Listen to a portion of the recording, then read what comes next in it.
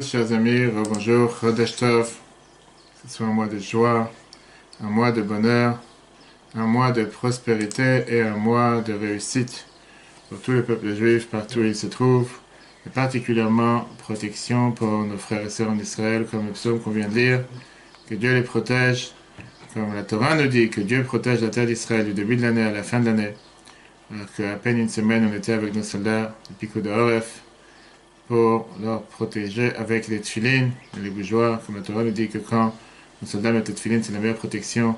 Verao kolam me'aretz, ki shem Hashem nikra alecha v'yaru mimeka, que les nations du monde verront le nom de Dieu qui est sur toi, et ils auront peur de toi. Et comme le Rosh nous dit, Elo tefilin sheberosh, ça c'est les tefilines qui sont dans la tête. C'est la raison pourquoi la vie voulait qu'on s'assure que chaque soldat ait des tefilines. Baruch Hashem avec Ravat Saneman, on le fait depuis de nombreuses années, 16 ans maintenant. Et la semaine dernière, vous avez pu tous voir sur l'application Torah, on peut le revoir encore une fois.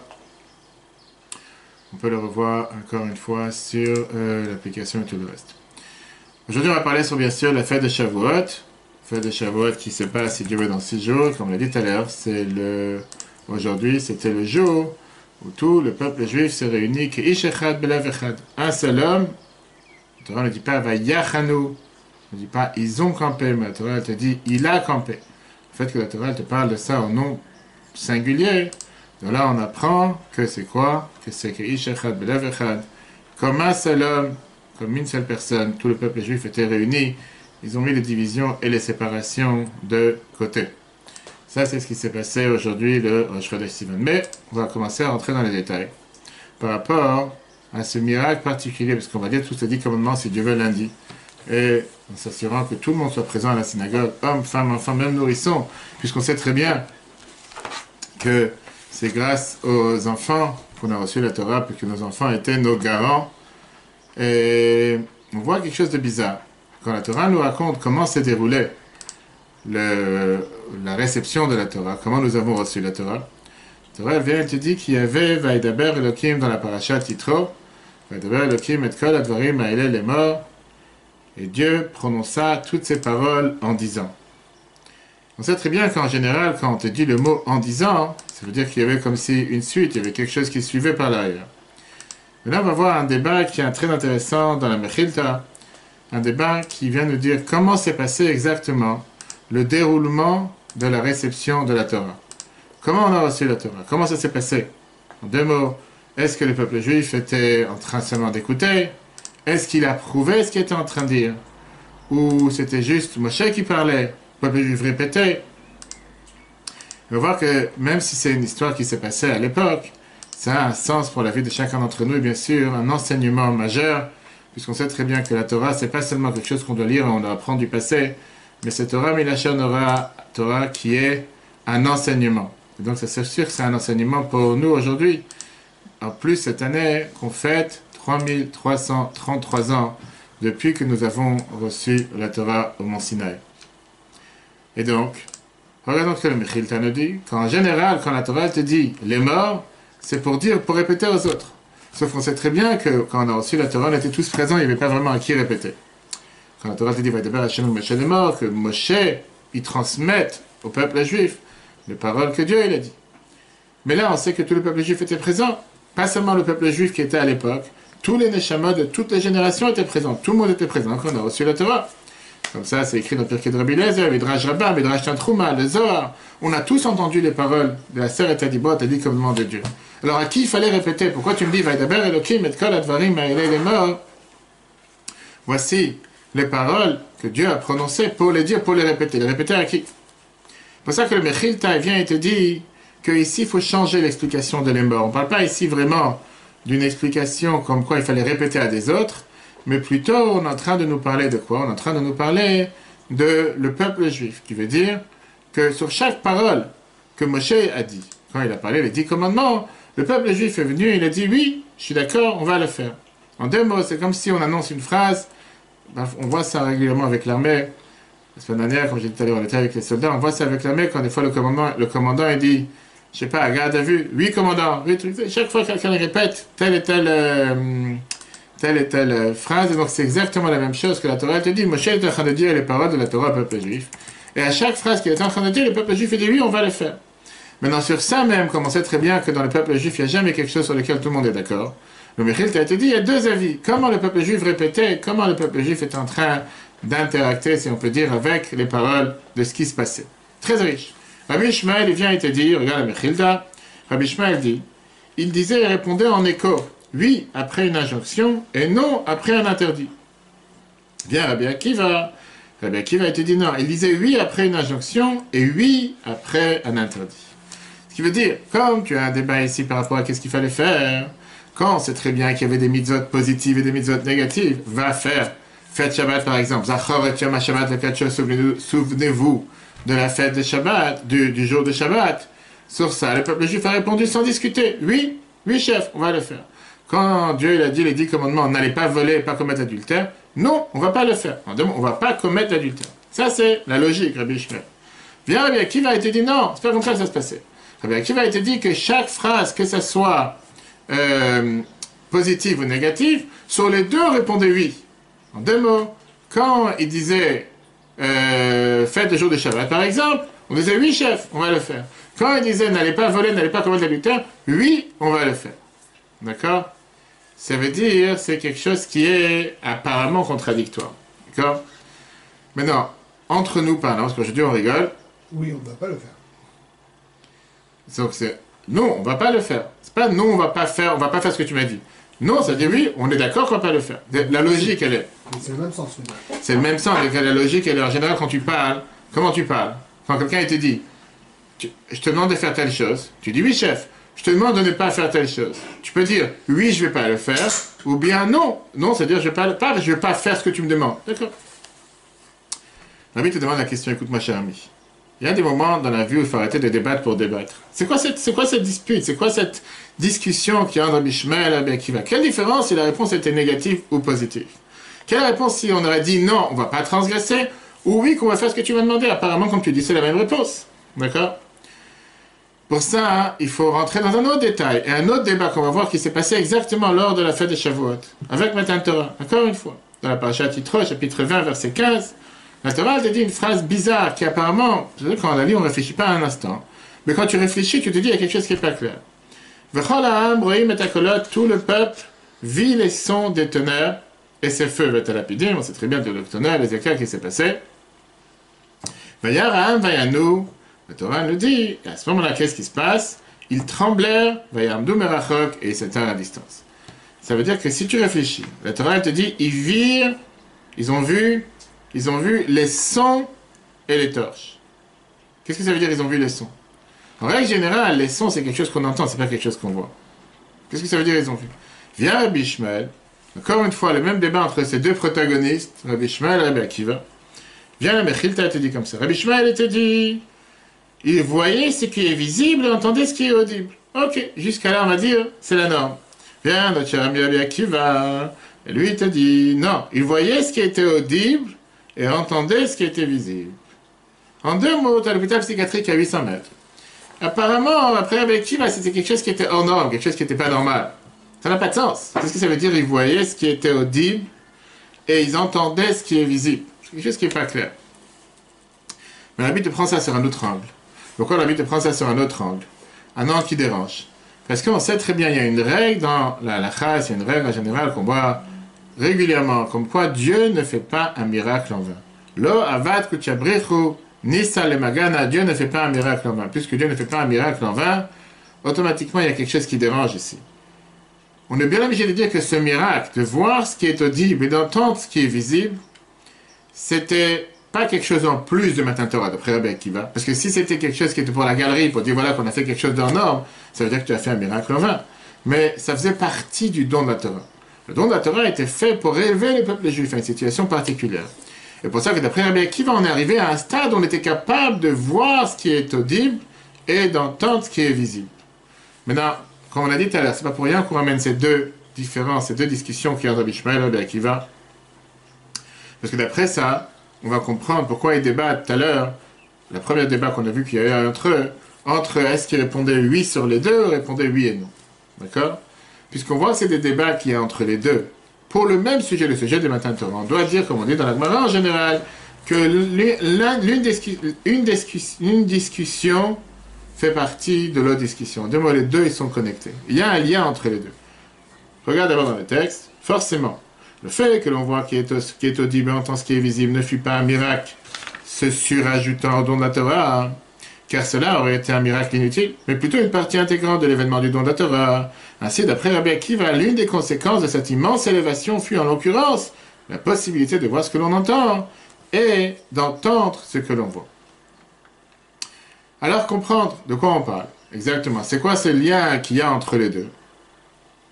D'abord, essayons de comprendre et d'analyser ensemble la différence fondamentale qu'il y a entre la vision et l'audition. Quelle est la différence entre une personne qui voit et une personne qui entend? Voir, ça a un impact beaucoup plus profond sur l'âme d'une personne. Et automatiquement, c'est avec une beaucoup plus grande certitude que voir. Dieu nous en préserve quand il y a un malheur. On dit tous les traumatisés, tous ceux qui ont été blessés à Méron, à part les 45 morts et les 150 officiels blessés, il y a encore des milliers de personnes qui ont été traumatisées de ce qu'ils ont vu, les messages cardiaques, les corps, les morts. Quelqu'un qui voit quelque chose, ça l'impacte d'une manière beaucoup plus profonde et beaucoup plus réelle que quelqu'un qui entend quelque chose. Quand tu vois quelque chose avec tes yeux, aucune explication logique pourra te convaincre que c'est pas vrai. Pourquoi? Parce que tu l'as vu, ça t'a marqué. C'est pas quelque chose que tu n'as pas vu. En deux mots, c'est beaucoup plus important que la logique. Et c'est pour ça que la halakha, elle te dit Ein ed naaseh dayan. Une règle dans la halakha, la Gemara, Rosh Hashanah, page 26a, te dit qu'un témoin ne peut pas être un juge. Pourquoi un témoin ne peut pas être un juge? Parce que le fait que tu l'as vu, tu ne pourras jamais trouver une circonstance atténuante, trouver un détail pour pouvoir peut-être trouver un moyen comme quoi la personne n'est pas fautive. Tu l'as vu. Tu ne peux pas être jugé. Par contre, quand tu entends, entendre, ce n'est pas quelque chose qui a un impact sur l'âme. Tu t'as entendu.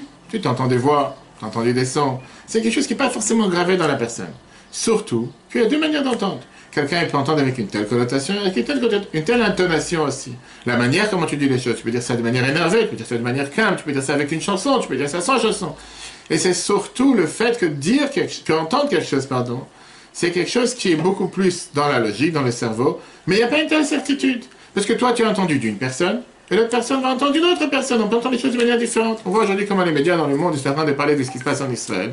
Et malheureusement, chacun raconte ce qu'il veut en fonction de comment il veut te présenter son côté.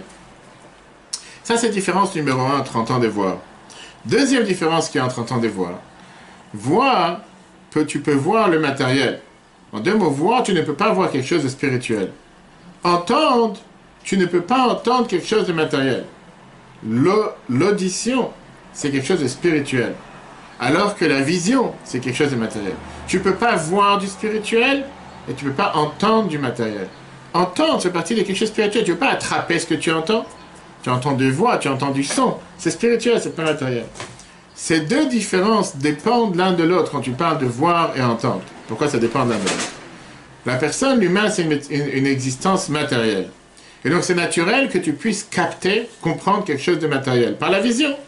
Beaucoup plus que quelque chose de spirituel. Tu ne peux pas voir quelque chose de spirituel. Tu ne vois pas la divinité. Tu ne vois pas l'oxygène. Tu ne vois pas un virus. Spirituel, tu ne vois pas ces choses-là. Et donc, pour la spiritualité, une personne n'est pas, on va dire, un récipient si fort. Tu peux comprendre les choses seulement par ça que tu entends. Quelque chose qui est loin de qui tu es réellement. D'accord? Tiens, tu en as ici. Ça, c'est le deuxième point. Regarde à l'intérieur. La différence fondamentale entre la vision et l'audition. Premièrement, la vision touche l'âme plus profondément que l'audition. Elle fait acquérir une plus grande certitude. Deuxièmement, la vision s'applique à ce qui est matériel, tangible, alors que l'audition ne peut saisir un élément matériel.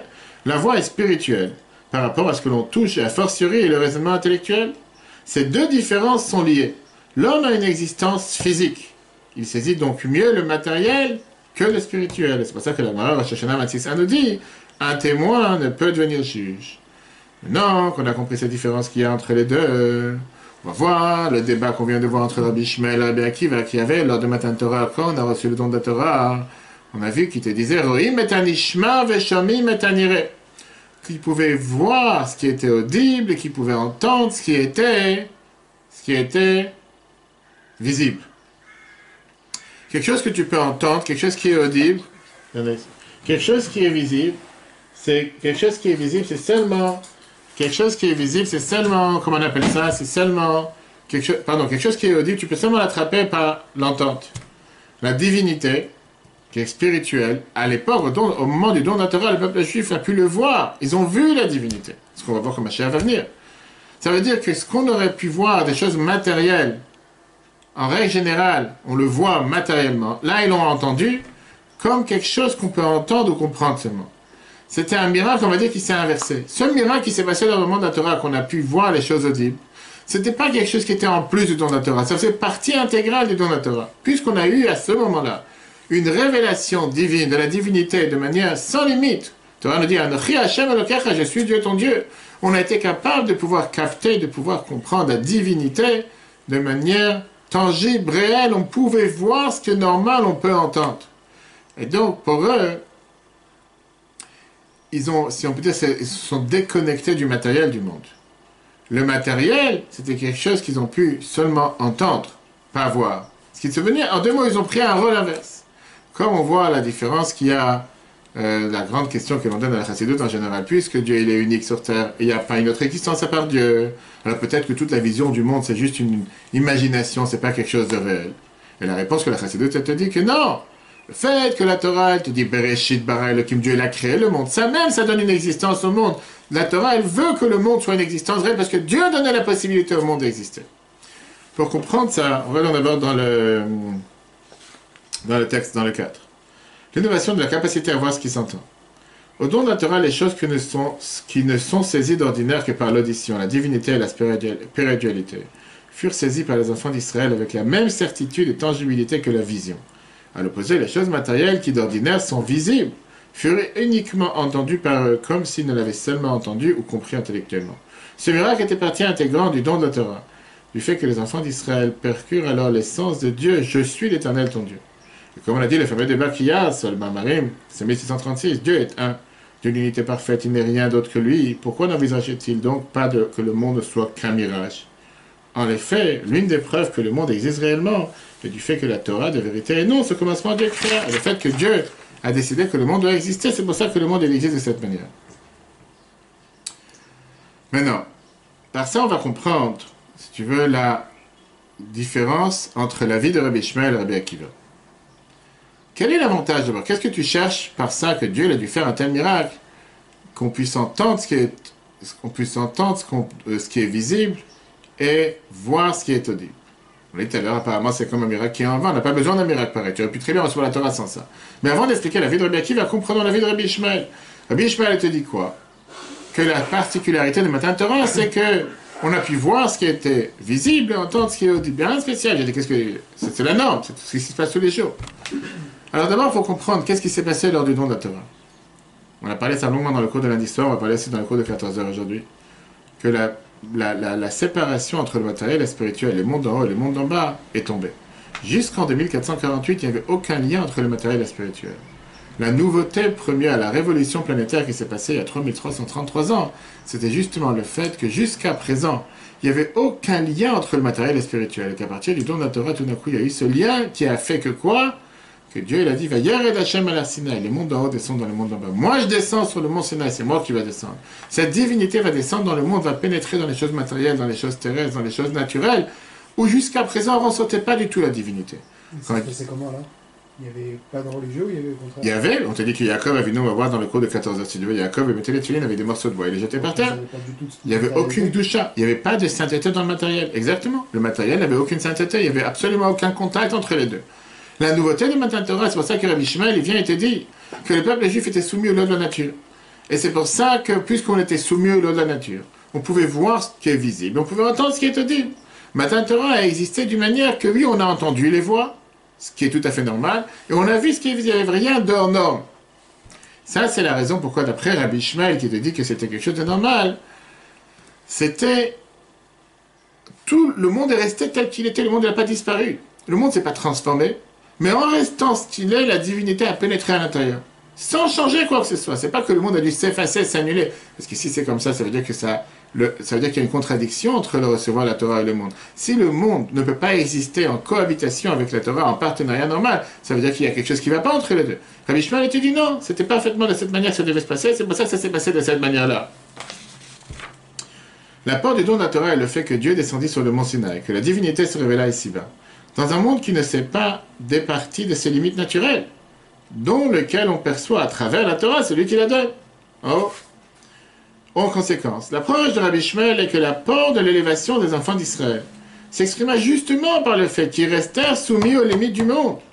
Le monde n'a pas disparu, ne s'est pas désintégré, et pourtant, dans leur vision et leur audition, ils persécutent la vérité divine éternelle au point d'y soumettre totalement. Et tout en restant un monde tel qu'il est, à ce moment-là, le monde a pu recevoir cette divinité, pas parce que le monde a dû s'effacer. Alors bien sûr, on met entre parenthèses ce qui s'est passé les deux premières phrases. Lui, qu'on a dû disparaître, que c'était trop fort, c'était une lumière trop puissante, on a dû passer par cet intermédiaire qui était moché. Mais c'est entre parenthèses, c'est pas le sujet. Mais au final, le monde est resté tel qu'il est, sauf que le changement, c'est jusqu'à maintenant, on ne pouvait pas supporter une telle divinité, et qu'à partir du matin de Torah, le monde, le matériel a pu supporter une telle divinité. Oui, on peut prendre une peau de vache et la transformer en quelque chose de sain. On peut prendre un verre de vin et la transformer en gluchon. On peut prendre un morceau de pain et faire bénédiction avant. Quelque chose qu'avant matin de Torah, il n'y avait pas de compatibilité entre les deux. Ça, c'est d'après Rabbi Shmuel. Alors si c'est comme ça, on ne comprend pas maintenant c'est quoi Rabbi Akiva. Pourquoi Rabbi Akiva vient et te dit non, il fallait forcément voir ce qui était audible et entendre ce qui était visible. Alors pour comprendre la différence entre les deux, d'abord comprenons le personnage.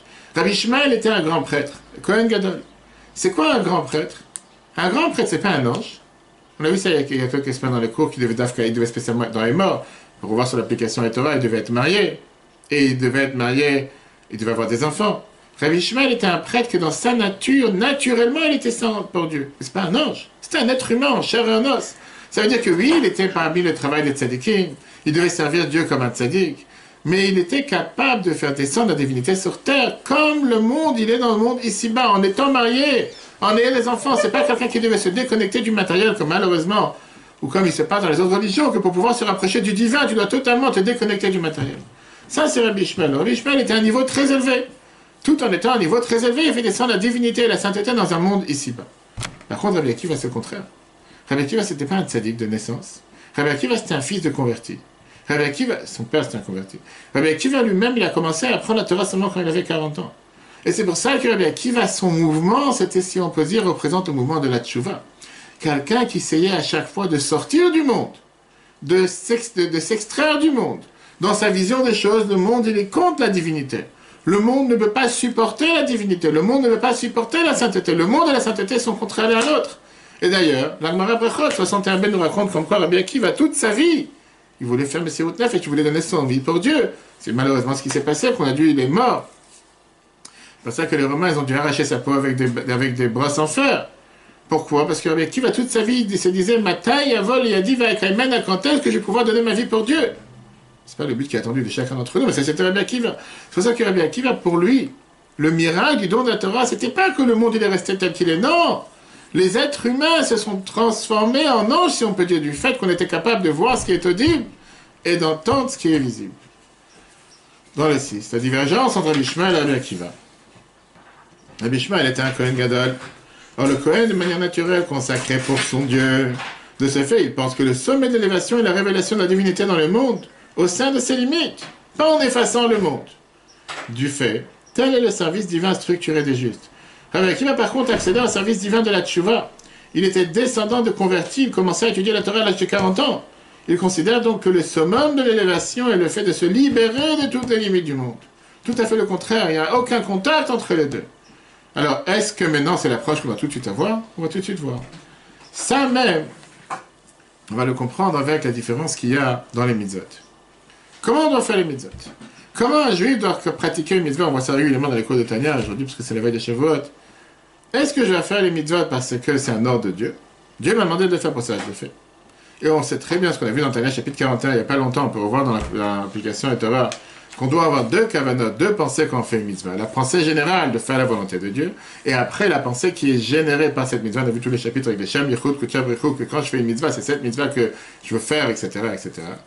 Ou bien, à part la pensée générale, il y a le fait de penser à cette mitzvah particulière, cet objet particulier qui a à voir avec cette mitzvah. Et d'ailleurs, comme on voit dans chaque mitzvah, à chaque édéchan de mitzvah avec Sivan, que Dieu m'a sanctifié avec cette mitzvah. Et la manière dont je fais cette mitzvah n'est pas la même quand je fais une autre mitzvah. La pensée que je vais avoir pour telle mitzvah n'est pas la même pour l'autre. Oui, c'est vrai que tout le peuple juif met les tefilines aujourd'hui, sauf que mettre les tefilines d'un tzaddik, comment il les met, et comment un juif simple les met de deux manières différentes. Oui, dans les faits, tu as raison, ils ont fait la même chose. La kavana, elle est totalement différente. Et dans ça, vient la divergence, encore une fois, entre l'expression des deux avis et deux manières de servir Dieu, de Rabbi Ishmael et Rabbi Akiva. D'après Rabbi Ishmael qui te dit qu'ils ont vu ce qui a été visible, ils ont entendu ce qui a été audible, pour lui il te dit le plus haut niveau de la divinité doit être capable de descendre dans les détails les plus bas tout en laissant ces détails tels qu'ils sont. Ne pas les changer, ne pas écraser le monde, ne pas tuer le monde, ne pas se séparer du monde. Faire Torah et Mitzvot ne veut pas dire dormir par terre, manger du pain noir, se détacher du matériel. Non, laisse le matériel quel qu'il est, fais descendre la divinité dans le matériel. Facile à faire? Pas forcément. Mais ça c'est le but. Après Rabbi Ishmael, il dit voilà, je suis le grand prêtre, tout en étant marié et avoir des enfants. En étant attaché au matériel le plus terrestre, matériel grossier, je fais ce que Dieu me demande de moi. Et c'est pour ça qu'il dit que même quand le peuple juif doit faire la Torah et les Mitzvot, je ne dois pas seulement avoir un sentiment Kabalator Malchut Shamayim, je vais faire ce que Dieu me demande. Non! Que je ressens dans chaque détail comment Dieu, il appartient dans n'importe quelle mitzvah. Oui, je suis en train de manger un morceau de steak ou de fish and chips, ou je ne sais pas quoi d'autre. En train de manger quelque chose de matériel, je suis en train de faire descendre la divinité par la bénédiction que je fais avant, que je fais après. Je mange pour pouvoir servir Dieu. C'est quelque chose qui est totalement matériel. Néanmoins, en le faisant, j'élève le matériel vers le spirituel. Et c'est pour ça que Rabbi Ishmael, revenons à la première débat, tu dis que le peuple juif, qu'est-ce qu'il a répondu? Sur les oui, il a répondu oui, sur le non, il a répondu non. Sur les mitzvot positifs, quand Moshe il a dit faites Shabbat, ils ont dit oui. Quand ils ont dit ne pas voler, ne pas commettre l'adultère, ils ont dit non. Pourquoi? Parce qu'ils ont su s'attacher, s'attraper avec n'importe quel détail qu'il y a dans chaque mitzvah. Et donc, mitzvot positifs, par définition, ils se sont attachés avec le point positif, le bon point qui est à l'intérieur. Les mitzvot négatifs, ils se sont attachés avec le point négatif qui est à l'intérieur. Par définition, quand tu me dis ne pas faire, ça veut dire que c'est quelque chose de mauvais. Donc je te réponds oui, je ne vais pas faire. Non. Ça, c'est Rabbi Ishmael. Ils ont répondu non, je ne vais pas faire. Non, je vais pas. Pour Rabbi Akiva, non. Rabbi Akiva, le but, c'est de se mettre en extase. On a vu ça il y a 3 semaines avec Acharimot de Shem, les enfants d'Aaron. Que encore une fois, comme on l'a dit, c'est pas quelque chose qui est fait pour tout le monde, mais néanmoins, ils sont sentis que pour pouvoir s'attacher avec Dieu, il faut se séparer du monde. Rabbi Akiva, le but, c'est de sortir des limites du monde. Et donc, l'accent dans la pratique des mitzvot n'est pas sur les détails que je suis en train de faire, mais je suis en train de faire la volonté de Dieu. Je fais la volonté de Dieu, je ne commence pas à rentrer dans les détails, ça ou pas. Ça, Rabbi Akiva dit, il n'y avait pas de différence. Quand il leur demandé de faire quelque chose de positif, ils ont dit oui. Quand il leur a dit quelque chose de négatif, il a aussi encore une fois dit oui. Pourquoi? Parce que chez le peuple juif, on ressentait le devoir essentiel, pas le détail qu'il y a dans chaque mitzvah, mais le fait que pour lui, toutes les mitzvot sont les mêmes. Et on a vu ça dans le Tanya, dans le chapitre 41, que je ne cherche pas à rentrer dans les détails. Pour moi, je le fais parce que c'est ce que Dieu demande. Peu importe si c'est mitzvah positive et mitzvah négative, la même réponse. Oui, je suis prêt à faire ce qui est la volonté de Dieu. Si on parle de notre point, la grande différence entre Rabbi Ishmael et Rabbi Akiva, Rabbi Ishmael qui représente le travail des tzadikim quand on fait les mitzvot, on ressent l'impact du mitzvah, comment elle a un changement sur terre, dans le monde. Et c'est pour ça que dans les mitzvot, il y a des différences. Il y a des oui, il y a des non, il y a des négatifs, il y a des positifs. Pour Rabbi Akiva, qui est le travail de la tchouva, pas le travail des tzadikim, le seul but que je cherche, c'est faire la volonté de Dieu, sans plus. Peu importe de quel... Ça ne m'intéresse pas de savoir c'est quoi le détail, l'essentiel, c'est ce que je fais que Dieu veut. Regardons dans le texte. Le 7. Oui et non, 2 approches sur la teneur du mitzvah négatif. Alors, est-ce qu'il faut ressentir la négativité en respectant le mitzvah négatif? Selon Rabbi Ishmael, même dans l'accomplissement du mitzvah, l'homme doit ressentir la particularité de chaque mitzvah. C'est pourquoi il répondit oui pour l'aspect positif de la jonction et non pour le côté négatif de l'interdit. À l'opposé, selon Rabbi Akiva, le point fort de la pratique des mitzvot, c'est bien l'accomplissement de la jonction du Créateur, un sentiment qui transcende toutes les limitations. C'est pourquoi Rabbi Akiva considère qu'il répondit oui pour tous les mitzvot, positifs comme négatifs. Sans différence, ça c'est ce qui m'importe le plus. Ça, c'est la première explication. Rabbi vient te dire une autre explication. Pas seulement qu'il y a une différence de la manière de pratiquer, la manière de comment on veut faire descendre la divinité sur terre. Le fait que le peuple juif, d'après Rabbi Akiva, est capable de dire oui sur le non, c'est pas parce qu'il considère que les mitzvot positifs et négatifs sont exactement les mêmes. C'est parce que dans le non est caché le oui. Qu'est-ce qu'il veut dire? Même dans les interdictions que la Torah te donne, même dans les mitzvot négatives, je ressens le bien qui est à l'intérieur. Parce que, officiellement, ce qu'on explique dans la Chassidut, on explique régulièrement, quand Dieu t'interdit quelque chose, c'est quelque chose de mal, tu dois t'écarter. Non, d'après Rabbi Akiva, qui a un niveau tellement élevé, même dans quelque chose qui à l'apparence est mal, en réalité c'est bien. Et ça nous rappelle le fameux personnage, la fameuse histoire qu'on parle de Rabbi Akiva, la Torah, Rabbi te dit à chaque fois qu'on cherche chose est liée, qu'est-ce qui s'est passé avec la fameuse histoire quand il a eu, avec le coq, l'âne et la bougie qui est partie, en voyage, et il a perdu les trois, le coq il a été dévoré, l'âne il a été dévoré, la bougie s'est éteinte, et qu'est-ce qu'il a dit? Kol David Rachaman al David. Tout ce que Dieu a fait, c'est pour le bien. C'est même dans la chose négative. C'est Rabbi Akiva, exactement. Ça, c'était Rabbi Akiva. Le fait que, c'était pas comme son maître, Nachumish Gamzu, qui a dit Gamzu le Tova, qui était à un niveau plus élevé. Mais Rabbi Akiva était capable de te dire que même dans quelque chose qui te paraît négatif, c'est aussi bien. Là, le Dieu vient dire au peuple juif dans les 10 commandements, ne faites pas telle et telle chose, qui apparemment, ça veut dire qu'on devrait s'éloigner. C'est quelque chose qui vient de négatif. Rabbi Akiva, c'est pas négatif, c'est oui, c'est positif. Même dans les choses qui peuvent paraître quelque chose de négatif, en réalité, c'est positif. Revenons à ce qu'on a dit tout à l'heure, le deuxième débat qui vient de Rabbi Shmuel et Rabbi Akiva. Maintenant, on va comprendre. D'après Rabbi Akiva qui vient et qui te dit, d'après, je veux dire, qu'est-ce que où j'en tenais? D'après Rabbi Akiva par lui, d'après Rabbi Akiva qui vient et qui te dit qu'ils voyaient ce qui était audible et qu'ils entendaient ce qui était visible, quand tu es dans un niveau de pouvoir entendre ce qui est visible, ça veut dire que le monde matériel que tu vois avec tes yeux, tu peux le comprendre seulement de manière lointaine en l'entendant par le voyant. Ça veut dire quoi? Que ce que je vois n'est pas réel. Regarde pas ce que tu vois avec tes yeux. Ce que je vois avec tes yeux, ça peut être quelque chose de tellement négatif. Mais tu dis ça, je ne le vois pas, ça, je l'entends. Pourquoi? Parce que les seules choses que je vois avec mes yeux, les seules choses que je suis capable de voir, c'est ce que la Torah elle me dit. En deux mots, je ne regarde pas l'aspect physique, comment le monde il a réellement l'air, mais je regarde comment la Torah elle est cachée à l'intérieur. Et donc même quand j'ai devant moi quelque chose de non, quel est ce quelque chose de non? Quelque chose qui peut paraître opposé à la sainteté, à tel point qu'il peut paraître comme des idoles. Deuxième commandement, tu n'auras pas d'autre Dieu. Quelque chose qui est contre l'unité de Dieu. Je ne crains pas au mal qui est à l'intérieur. Je regarde le point positif, oui, même si ça paraît de quelque chose de négatif, mais la Torah me le donne parce que moi, mon devoir, c'est de regarder l'aspect positif qui est à l'intérieur. Que quoi? Que c'est pas une vraie existence, c'est pas quelque chose que je peux voir avec mes yeux, c'est quelque chose qui paraît de lointain, je vois ce qui est audible, je vois pas ça avec mes yeux de manière réelle, parce que comme on a dit tout à l'heure, si tu te rappelles la différence entre voir et entendre, que tu dis je le vois, c'est quelque chose qui est réel, Rabbi Akiva dit je le vois pas, ça paraît mal, mais c'est pas mal. Rappelons-nous encore une histoire que la Gemara nous raconte à la fin de la Masechet Makot, on a parlé de ça plusieurs fois dans les 3 semaines, avec encore une fois cette même approche de Rabbi Akiva, par rapport à comment regarder les choses négatives. Rabbi Akiva avec les sages marchait en dehors de Jérusalem, le mont Scopus. Il voit ce renard sortir du sein des saints du Kodesh HaKodashim, et au moment que les autres sont en train de pleurer, pourquoi en disant à l'endroit que c'est écrit qu'un étranger n'a pas le droit de se rapprocher, et maintenant il y a des renards qui marchent à l'intérieur. Rabbi Akiva s'éclate de rire. Le même personnage. Et là, quand on lui demande la question, pourquoi tu rigoles?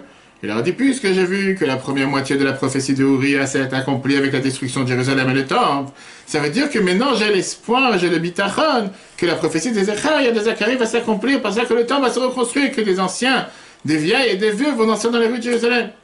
Ça veut dire que qui va être capable de voir dans le non, de voir dans le négatif, de voir dans ce renard qui sort du sein des saints, pas le côté négatif, le malheur, bien sûr que n'importe quelle personne normale, tu vois une chose pareille, tu te mets à pleurer.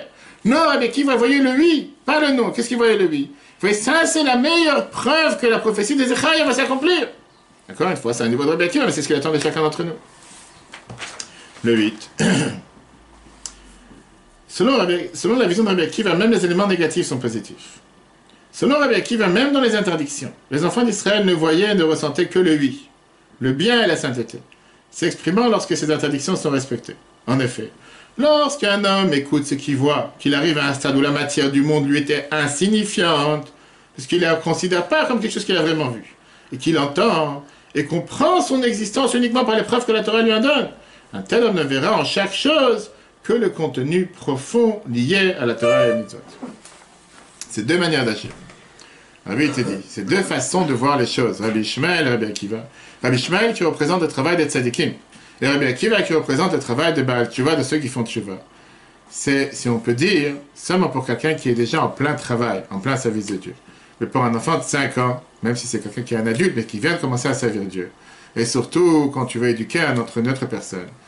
Chez lui, on lui demande ce détail de pouvoir voir ce qui est dit, pas plus. En deux mots, de t'habituer à ce qui est écrit dans le premier verset de Shulchan Aruch, le premier siman de Shulchan Aruch, premier halakha, Shiviti Hashem le Negdi Tamid, de voir la présence de Dieu devant toi à chaque instant, qui veut dire de voir à travers chaque chose la divinité. On ne peut pas te demander aujourd'hui d'entendre ce qui est vu, d'entendre ce qui est visible. Qu'est-ce que ça veut dire quoi? De ne pas voir le monde. C'est impossible, c'est un niveau très élevé. On a dit tout à l'heure, on n'est pas tous capables de faire ce niveau de Rabbi Akiva. Mais de se dire que ce monde ne peut pas s'opposer à la volonté de Dieu. Oui, parfois, quelque chose peut te paraître tellement noir. Essaye d'influencer, de faire en sorte sur toi que même si le matériel a encore un impact, même si le matériel existe, ce matériel ne peut pas s'opposer à la divinité. Ce matériel ne peut pas s'opposer à la volonté de Dieu. En est très simple. Bien sûr qu'on doit apprendre la Torah, qu'on doit faire les mitzvot. Et on n'a même pas besoin de se forcer à le faire. Mais te dire que ce matériel est fait pour servir Dieu. Pas détruire le matériel. Pas se dire que le matériel il est en contradiction avec la volonté de Dieu. Je ne suis pas encore aujourd'hui à une situation dans laquelle je peux me séparer du matériel. Je ne peux pas me dire que je n'ai pas besoin du matériel. Mais au moins, c'est utiliser ce matériel pour faire avec ça ce que Dieu il attend de moi. C'est pour ça que Rashi, quand il explique en général le verset, Rashi à chaque fois il te dit qu'il vient expliquer pour un enfant de 5 ans. Rashi il amène seulement la première partie qui est de voir ce qui est audible. Il ne te dit pas d'entendre ce qui est visible. Ça c'est déjà quelque chose qui est au deuxième niveau. Parce que pour Rashi, il attend de nous de faire d'abord ce qui est la première étape. Cette première étape vient Rashi nous l'expliquer, que la manière comment le peuple juif a répondu lors du don de la Torah, c'était qu'on a été capable de dire oui sur oui et non sur non. Pourquoi? Qu'on a été capable de passer le premier cran, voir ce qui est audible, qui veut dire qui n'était pas seulement adapté à la vision de Rabbi Akiva, mais qui était aussi adapté à la vision de Rabbi Ishmael. Encore une fois, la manière que Rabbi Ishmael te demande de pouvoir faire en sorte que de faire descendre la divinité sur terre, tout en laissant le matériel tel qu'il est. C'est un travail, c'est pas facile.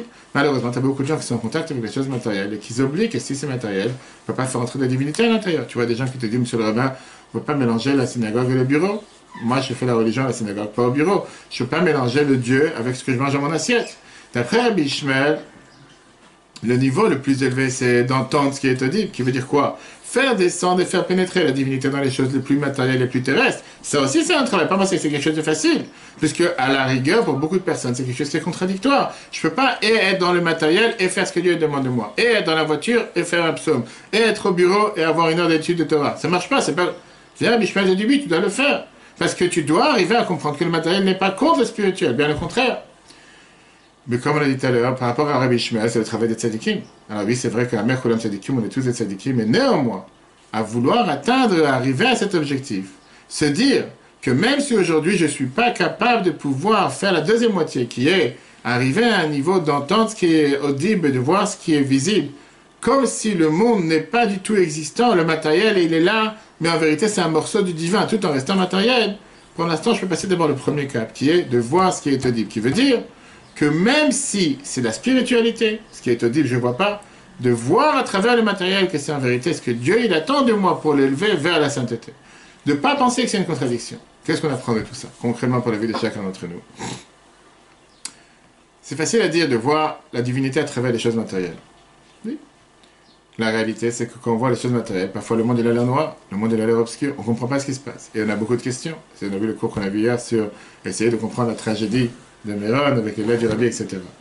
Mais on a le devoir de s'élever à un niveau plus haut, dans lequel s'élever du matériel, s'élever des limites matérielles, à tel point de ne pas considérer ce monde comme une existence à part entière. Mais c'est pour ça que d'ailleurs, d'après Rabbi Ishmael, sur Rabbi Akiva, les choses qui étaient négatives, ils ont encore une fois répondu oui. Mais puisque la Torah te met ces deux avis ensemble, soit Rabbi Ishmael, soit Rabbi Akiva, ça veut dire que chacun d'entre nous doit vouloir atteindre ces deux objectifs. Et d'un côté, ne pas considérer le matériel comme quelque chose qui est un obstacle à la divinité. Et de l'autre côté, s'élever du matériel pour aller vers le spirituel. Et ça, c'est la meilleure préparation pour qu'est-ce qui va se passer avec le Mashiach sera là. Regarde dans le dernier paragraphe, chacun doit progresser dans son élévation et son influence. L'objectif est de combiner les deux conceptions, la révélation divine dans ce monde et la transformation de la matière. Étant donné que les deux conceptions, celle de Rabbi Ishmael et celle de Rabbi Akiva, sont partie intégrante de la loi orale, qui délivre un enseignement à chaque juif, il en résulte que chacun doit cumuler ces deux approches dans son service divin. Une fois la période de démarrage dépassée, il faudra combiner la révélation ici-bas, même dans un lieu où on entend ce qui est s'entend et la transformation de la matière, afin de se libérer, de libérer le monde des limites de la nature, qui sera la préparation qui permettra d'obtenir la délivrance véritable et complète pour notre juste chair très prochainement. Voilà, chers mes magnificos, c'est Dieu dans le cours de 14 heures. On verra quelle était la nouveauté de Matan Torah, comment il y a eu cette séparation, comment il y a eu cette différence entre le matériel et le spirituel. Comment cette barrière est tombée.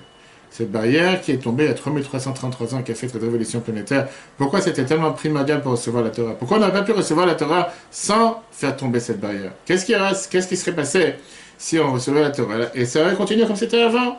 Matériel d'un côté, spirituel d'un côté. Pourquoi la condition sine qua non pour pouvoir recevoir la Torah, ce qui s'est passé il y a 333 ans, c'était de faire tomber cette barrière. Pourquoi ça c'était le but, pourquoi Dieu il a créé le monde. On dit la Torah comme mal à l'âme. On verra ça si Dieu dans le cours de 14 heures, le cours en replay sur l'application de Torah. Chodesh Tov à tous. Que Dieu fasse on entend des bonnes nouvelles de nos frères et sœurs partout, ils se trouvent particulièrement en Israël. Que Dieu continue à protéger la terre avec ses miracles du début de l'année à la fin de l'année. Et qu'on partage que des bonnes nouvelles. Le cours en replay sur les Torah. Si Dieu veut, à la semaine prochaine. Chodesh Tov.